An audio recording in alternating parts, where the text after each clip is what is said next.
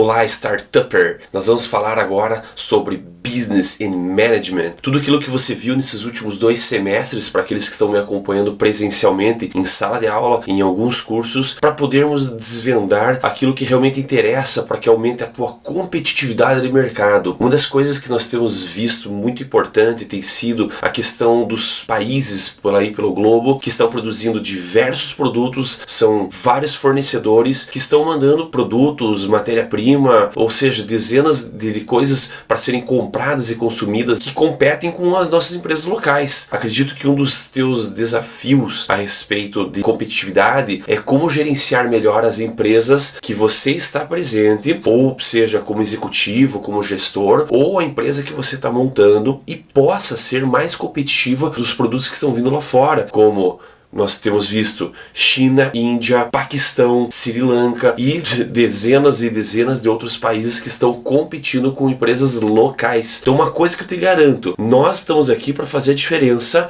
e nós queremos ter empresas grandes, boas, bem administradas, não necessariamente empresas gigantescas, mas se você está pensando numa startup, nós temos que começar fazendo a coisa certa, nós temos que começar pensando em métodos e técnicas de gestão que são eficientes e são eficazes. Por isso, um dos primeiros assuntos que nós tratamos tem a ver com Alvin Toffler. Você está lembrado? Esse assunto que nós falamos a respeito de Alvin Toffler tem a ver com as 3 ondas que a humanidade passou: a agricultura, a industrialização e a era do conhecimento. E por que trazer isso dentro de uma conversa, de um bate-papo de negócios, de startups, de business, de management? Porque nós temos que entender em qual momento nós estamos dentro da região que estamos trabalhando. Curitiba se encontra entre uma era da industrialização e a era do conhecimento. Nova York está na era do conhecimento e um pouco da era da industrialização. E as empresas voltadas à agricultura ou regiões como Ponta Grossa e demais outras regiões que nós vemos aqui, pelo menos próximos de Curitiba, que tem a ver com a agricultura, elas têm um misto entre a agricultura, muita industrialização, como Ponta Grossa está ocorrendo, e a era do conhecimento também presente. E aí eu te desafio a entender essas eras, entender o que o Alvin Toffler trouxe para nós, para que você possa realmente contribuir com a organização a qual você está inserido. De que forma? Usando de planos de desenvolvimento para a era industrial a uma era da terceira onda, ou usufruindo do mercado quando você ainda tem chance de ganhar, lucrar ou aumentar a participação do seu mercado na era da industrialização. São vários os exemplos. Um deles é a questão das livrarias online. Eu te pergunto, livraria que vende online, ela está na terceira onda da era do conhecimento ou não? E aí, pelas reflexões que a gente tem feito em salas de aula, nós vimos que a terceira onda tá como a Amazon.com, em que você tem um consumo instantâneo do livro, ou seja, imediatamente quando você se depara com um novo assunto, você quer adquirir aquele livro, né, seja por um Kindle ou pela Saraiva, agora também tem seu próprio equipamento para fazer a leitura, e você acaba acessando aquilo imediatamente. Então esse é um grande desafio, tentar entender se você, a tua empresa, a tua startup ou a empresa que você já administra ou é funcionário, ela se encontra numa segunda onda em que eu ainda mando produtos, materiais, tem que entregar, tem que gastar combustível para que chegue até a tua casa, ou você já consegue entrar por comércio eletrônico. E aí, claro, um outro assunto que nós deveríamos pensar no futuro seria a questão do marketing digital, e que nós conhecemos e somos parceiros de vários amigos aqui dentro, né, da nossa escola, para poder conversar com você a respeito de como desenvolver-se em relação ao comércio eletrônico. Outro assunto muito interessante que nós temos visto é a relação da inovação das empresas.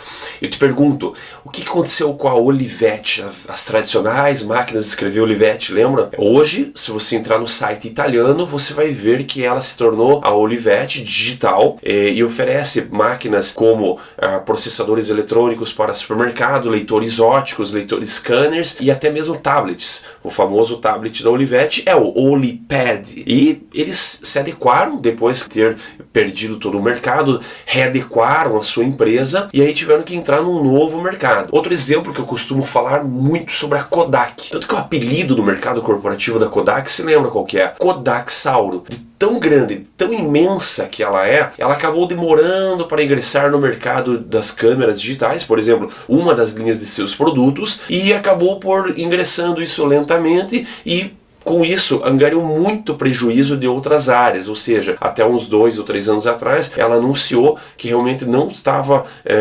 obtendo os lucros necessários, estava negociando com fornecedores, e isso fez com que a empresa ela repensasse o seu futuro. Já a empresa chamada Fujifilm, na mesma época, década de 80, finalzinho, comecinho dos anos 90, ela viu que estava vindo as câmeras digitais e resolveu colocar outros produtos em seu portfólio. E aí investiu em muita tecnologia, gastou mais de 2 bilhões de dólares, trocaram CEOs para poder realmente alcançar o sucesso o qual estavam esperando.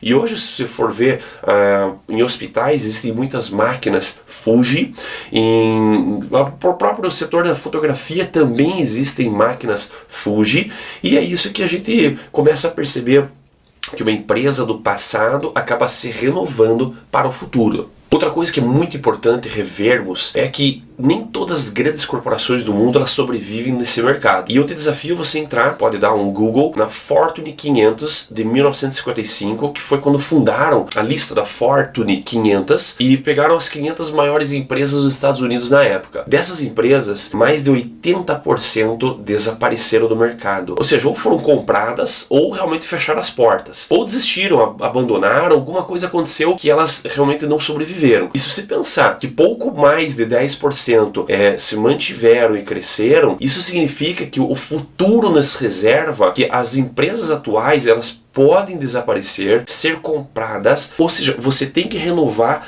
o seu portfólio de produtos e tem que inovar no modelo de gestão. Se tudo isso que eu estou falando fosse muito simples nesse management, nós usaríamos de técnicas e métodos desde 1912, talvez até técnicas de Henry Ford, que algumas empresas ainda usam, mas simplesmente seriam aplicadas e reaplicadas em todas as corporações, e todas as corporações teriam o seu sucesso, teriam a sua eficiência, que é o método de fazer certo, e atenderiam à eficácia, que é obter os resultados. Os resultados para os donos das empresas, para os acionistas, para os parceiros de negócios, e conseguiriam manter-se, que a gente chama de market share, de uma forma um pouquinho mais evoluída. Se tudo isso fosse muito fácil, bastaria aplicar técnicas e métodos para gerenciar as empresas. E eu te desafio a imaginar quais são as razões que fizeram com que as maiores empresas do mundo desaparecessem. Na época, vamos falar em 1955. Uma delas, eu posso pensar, é que a relação da inovação, seus produtos se tornaram obsoletos. Agora, outra coisa, gestão é uma ciência exata ou uma ciência humana, uma ciência social? Você já deve saber a resposta. Então nós estamos mergulhados numa ciência humana, numa ciência social, e que obviamente ela utiliza de muitas técnicas e métodos das ciências exatas. Não posso simplesmente jogar responsabilidade dentro das ciências sociais aplicadas e achar que o nosso mundo aqui de gerenciamento ele é apenas humano, comportamental. Eu tenho que saber que hoje as questões das ciências exatas elas são muito úteis como técnicas e métodos para nós também. Então, voltando a esse raciocínio, você pode perceber a seguinte questão: se nós estamos mergulhados numa ciência humana, então o jeito, a forma com que você dirige uma corporação, ela pode fazer a diferença. E isso faz todo sentido. Se percebermos quantos CEOs entraram nas organizações e fizeram a diferença, você começa a entender então que o jeito com que um CEO ele fez com que o seu corpo de funcionários, o seu time, a sua corporação como um todo, ou seja, o jeito que ele geriu aquela empresa, ele fez a diferença no sentido de intenção de crescer, motivação do funcionário, motivação daquela cultura, daquela empresa como um todo. E aí eu costumo usar um termo que é atmosfera. Qual é a atmosfera da tua empresa? Se você está mergulhado numa atmosfera que busca inovação, uma atmosfera que busca crescer, se sustentar, então você pode estar pensando que você está numa futura empresa que vai continuar no mercado. Talvez não entre naquela lista das empresas que desapareceram. Eu te desafio a você refletir. Como que é a atmosfera da minha empresa? Em relação à inovação, nem todas as empresas terão capital suficiente para colocar em prática ou adquirir tecnologia ou colocar em prática métodos novos para poder sobreviver. Então nós temos que fazer ajustes. Adaptabilidade é outra característica que nós temos visto nesses inícios dos ensinos e dos conhecimentos da administração. Então são coisas que fazem parte de um composto que as empresas hoje estão começando a rever para poder manter-se competitiva no mercado. E por fim, um último item é a famosa gestão de pessoas. E aí eu lhe desafio a pensar o que é gestão de pessoas. Muitos de nós temos visto clichês, ferramentas técnicas que estão muito no mercado por aí para serem compradas facilmente e de uma forma ou outra tentar disseminar dentro da tua corporação. No entanto, a gente tem visto também que não é bem assim, ou seja, vai lá, copia um modelo de uma empresa e sai aplicando em outra corporação. Nem sempre isso dá certo. A única coisa que eu posso fazer de afirmação aqui é respeitar que a gestão de pessoas faz uma diferença enorme e nós estamos pesquisando isso a todo instante dentro de programas de mestrado e doutorado para saber qual é o impacto da gestão de pessoas nos resultados financeiros, e isso não só nós, mas a Universidade do Texas, universidades de Paris, universidades da Espanha que nós temos parcerias, e não se chega a um número exato de quanto que investe X dólares ou X reais investidos em gestão de pessoas refletem X ou Y de resultado dentro de uma organização. Isso nós não vamos fazer uma afirmação tão breve, mas respeitar as melhores práticas para gerenciar as pessoas de uma empresa, isso tem feito a diferença. Eu falei do assunto gestão de pessoas, eu te desafio, ou melhor, lhe convido a irmos a alguns dos últimos assuntos que tratamos durante esses meses, que foi a respeito do livro do Jorge Paulo Lemann, né? Na verdade da Cristiane, a autora do livro, que ela colocou algumas questões sobre como que Jorge Paulo Lemann, seus sócios e suas empresas, elas acabam que implantando um modelo de gestão dentro das corporações. E uma das coisas que marcou e que nós percebemos foi a questão da meritocracia, da remuneração variável muito arrojada, muito diferente talvez de algumas corporações. E esse modelo de negócios, ele tem assim, diversificado nas empresas, tanto empresas do varejo quanto empresas do setor industrial, e isso está fazendo a diferença e atraindo a curiosidade de muitas pessoas daqui de fora do mundo. Tanto que o exemplo que eu uso sobre a vinda recente do Papa do Marketing, é nosso amigo Philip Kotler, que chegou numa palestra, numa grande convenção em São Paulo, e falou assim: puxa, que eu tenho para falar para os brasileiros, já que nós temos grandes empresários aqui hoje, donos das maiores marcas do mundo, como Burger King, Ketchup, Heinz e outros produtos da Heinz e Budweiser, né? Ou seja, eles são empresas que fazem parte desse conglomerado do Jorge Paulo Lemann, que estão sendo administradas de um jeito diferente, né? Então existe uma remuneração variável em que os funcionários eles estão assim, totalmente mergulhados e assim, interessados no resultado da corporação. Por quê? Porque eles também vão ter o benefício de ter isso de volta. Então, o grande empenho hoje das pessoas dentro das corporações que o Jorge Paulo Lemann e seus sócios eles estão implantando, ele está fazendo a diferença hoje e trazendo um benefício completamente diferenciado daquilo que estamos vendo em relação apenas à inovação de produto. Então não são os produtos somente que devemos estar de olho quando queremos gerenciar uma empresa. Isso vai fazer diferença, mas o composto, o conglomerado, essa junção de vários itens também faz parte da tua startup. Por isso não pense apenas no produto, lembre do assunto gestão de pessoas, como fazer com que elas, né, o seu time, a sua equipe, elas tenham muito mais vontade, muito mais garra de trabalhar para você.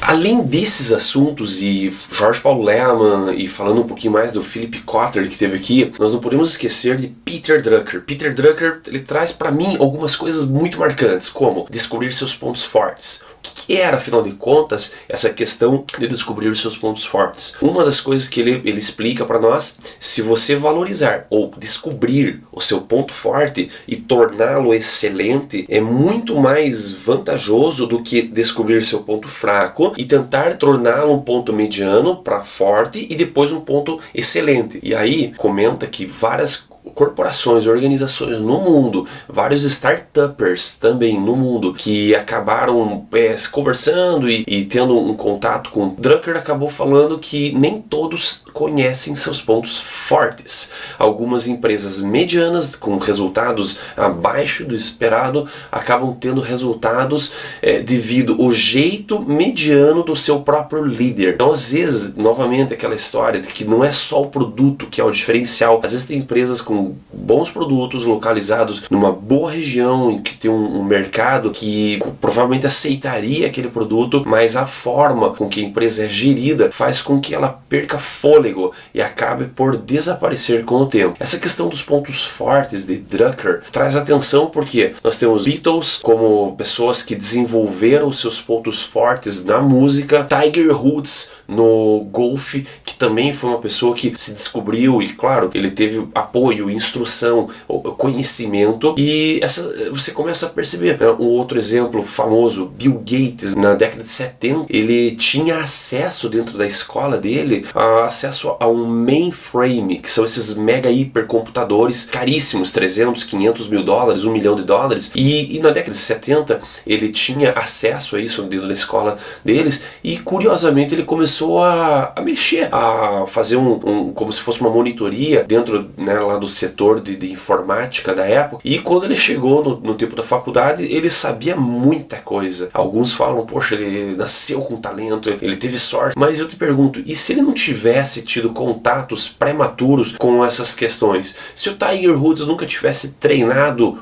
golfe, se os Beatles nunca tivessem se unido e tocado junto, criado toda aquela harmonia e ousado realmente na música naquela época, talvez nunca nós tivéssemos ouvido falar dessas pessoas. Que é um outro exemplo, nós podemos ver os grandes músicos clássicos, Beethoven, Mozart, que também, se eles não tivessem tido a oportunidade de treinar, de aprender em relação à música, que seria o ponto deles primeiramente inexistente, eles também não nasceram sabendo que música era o ponto forte dele, mas depois aquilo passa a se tornar um ponto médio, e depois de ponto médio para forte, e de forte para excelente. Busque o seu ponto forte, depois nós vamos buscar desvendar ou aprimorar os pontos fracos, mas o importante é não vivenciar, né, uma carreira baseada em pontos fracos. É importante desvendar, por isso que eu sempre falo para nós alunos, né, que nós temos que nos descobrir para poder contribuir para a empresa, seja a tua startup, seja como uma carreira iniciante, como um estágio que esteja procurando, ou uma carreira normal que você já esteja lá há 20 anos, 15, 20 anos na corporação. É importante fazer esse tipo de reflexão. Eu costumo também trabalhar com alunos com muita experiência, 15, 20, 25 anos de experiência,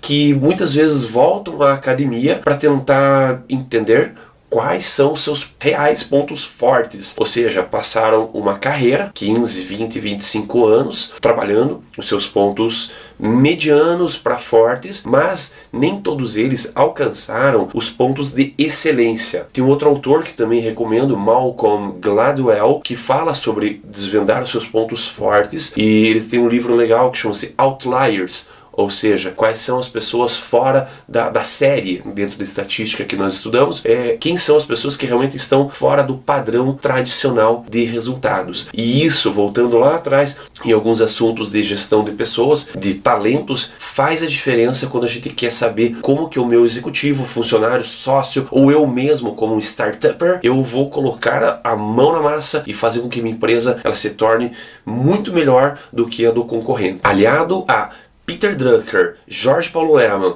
e Philip Kotler e outros grandes autores do mundo do management, eu também te convido a gente conhecer um pouquinho sobre Jim Collins. Jim Collins, década de 80, ele escreveu um livro chamado Empresas Feitas para Durar. E esse livro ele se tornou um clássico da administração. Todos os gestores que estavam procurando conhecimento e informação dentro das universidades, com certeza eles foram expostos a esse conhecimento do Jim Collins, da década de 80, mostra que uma cultura forte, uma cultura baseada em resultados, faz com que uma organização ou a tua própria startup, ela se prolifere, ela seja consistente em relação aos objetivos que você deseja. Nem todas as empresas têm objetivos claros, e isso também é um desafio que eu peço para que qualquer um que esteja querendo ingressar dentro de um mercado corporativo, ele tenha realmente quais são os seus objetivos claros, porque dos objetivos, o desdobramento será o diferencial competitivo. Eu posso criar objetivos claros,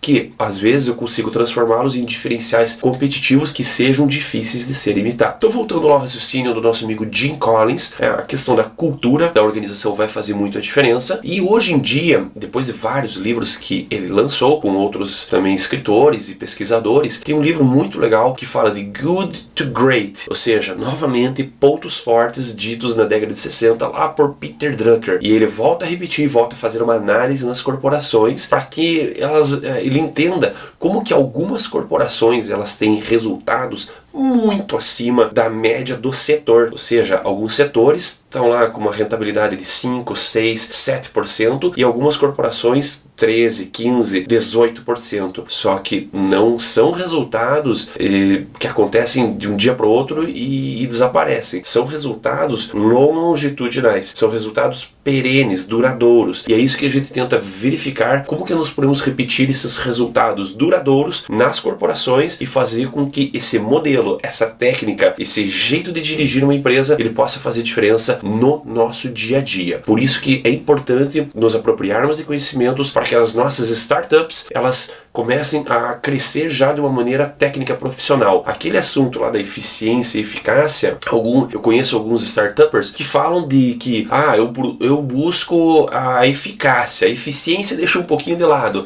Não acredito nisso. Eu acredito que existe uma certa eficiência, não uma eficiência nula, nem uma alta eficiência, porque se a gente buscar uma eficiência 100%, acaba que a gente só fica no planejamento, só fica na intenção e acaba não colocando em prática os nossos negócios. Mas partindo da eficiência, a eficácia, a busca da eficácia é essencial. Sem resultados, nós não teríamos como continuar no mercado, a tua empresa fecha as portas, porque os seus custos fixos, aluguel, funcionários, plataformas online, acabam por desaparecer, né? Ou seja, consumir todo o nosso capital que a gente está investindo nas empresas. Por isso, então, usando de conhecimentos que o nosso amigo Jim Collins trouxe para nós, Peter Drucker fala dos pontos fortes. Outra coisa que eu acho muito importante que o Peter Drucker fala sobre conhecer a respeito dos potenciais que hoje em dia nós estamos combinando com inteligência emocional. Qual é a tua capacidade de comunicação interpessoal? Qual é a tua capacidade de inteligência espacial, raciocínio quantitativo, raciocínio abstrato, que também poderia entrar dentro da questão da criatividade e chegar a colocar isso para a empresa, para a empresa que você trabalha, colocar isso de uma forma que transforme-se em resultados. Se eu conseguir falar isso, e o Drucker traz a atenção de que muitos executivos e muitos funcionários acabam vivenciando uma carreira sem explorar os reais potenciais que o ser humano tem e acabam por dando tarefas, às vezes nós mesmos acabamos colocando tarefas para os nossos funcionários e uma tarefa que você sabe que o funcionário não é bom para executar. Às vezes você quer que o teu funcionário faça planejamento, mas ele é bom em execução. Às vezes o contrário, execução e ele é muito bom só no planejamento. Mas também não podemos ter só planejadores dentro das corporações. A gente tem que ter um meio termo. Então não esqueçam dos conhecimentos de Peter Drucker. Claro, isso eu trouxe do livro Gestor Eficaz. Isso vem da década de 60, 70, em que ele pesquisou muitas corporações no globo e que naquela época que ele pesquisou nem tínhamos a questão da conectividade. Hoje, o que é a conectividade? A questão dos smartphones conectados com várias plataformas sociais de entretenimento e plataformas técnicas de trabalho. Então, eu posso acessar a minha planilha de Excel no meio de uma reunião para tirar a dúvida a respeito de um futuro planejamento. Isso não era possível na década de 50, 60, em que o Peter Drucker fazia esses estudos. E então modificou, isso mudou. Nós temos as novas gerações, as pessoas com outras características. Existe hoje muito respeito à multifuncionalidade. Algumas pessoas não gostam de trabalhar com isso, que é você fazer 10, 12 coisas ao mesmo tempo. No entanto, a gente está vendo empresas que isso faz a diferença, né, desde que alcance os resultados esperados. Não adianta ficar também trabalhando em muitas coisas e não chegar a resultado nenhum, ou seja, nunca terminar os projetos. E Drucker, então, naquela época, ele já trazia atenção para nós, para pensarmos a respeito dos potenciais da equipe, além dos potenciais dos executivos. E eu trago aqui para você a questão de observar como que as novas gerações interconectadas, compartilhadas, em que cada um começa a se descobrir realmente quais são os seus verdadeiros potenciais, de que forma que isso contribui para o teu negócio, para a tua empresa, para a tua startup.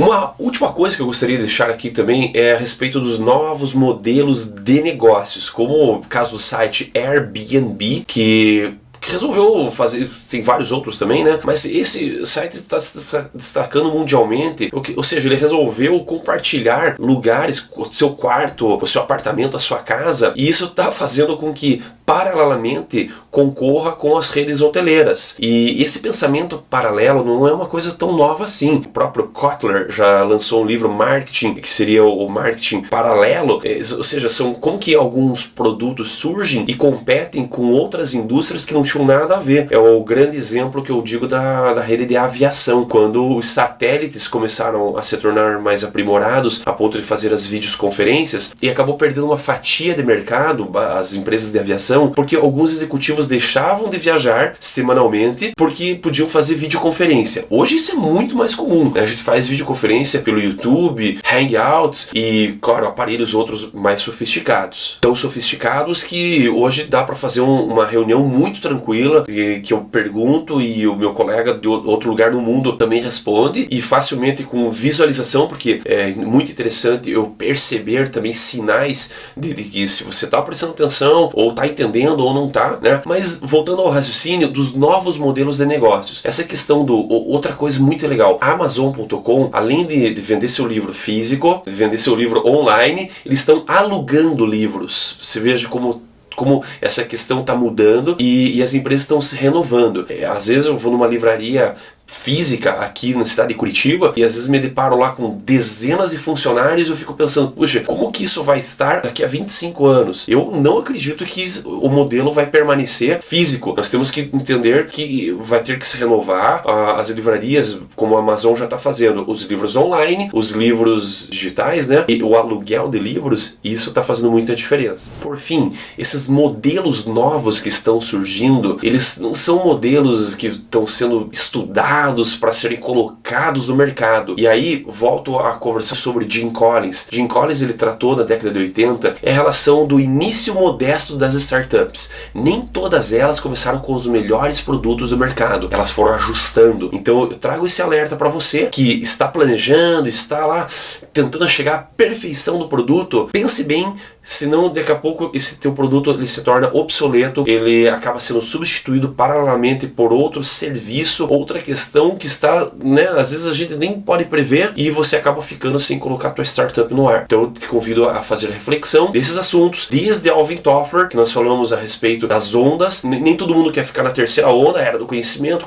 Nós temos que ver que muitas empresas estão ainda na era industrial e isso é necessário, a economia ainda é movida por muito disso, tanto as três ondas, elas têm seus propósitos em cada região. Nós vimos depois as características humanas, gerenciais das pessoas, e você percebe que gerenciar é uma questão, é uma mistura entre a técnica e o jeito, o comportamento. Eu costumo falar que os maiores problemas que eu tive dentro dos departamentos foram problemas comportamentais com equipe, com funcionários, e que às vezes não alcançavam os resultados que a gente desejava como um todo. E não foram problemas técnicos, ou seja, se eu quiser que você estude ou entenda de uma planilha de Excel para fazer um planejamento estratégico, eu acredito muito que você vai conseguir isso fazer rapidamente, talvez num curso de 1 mês, 2 meses, alguns até 6 meses pode ser, mas isso você é capaz. O que nós temos que ver é quais nossas capacidades gerenciais comportamentais. Então a gente encerra fazendo essas reflexões dos nossos conhecimentos a respeito dos modelos de negócios, das inovações, que será o futuro da administração, dos business, do management nos próximos 25 anos. Um grande abraço e até lá!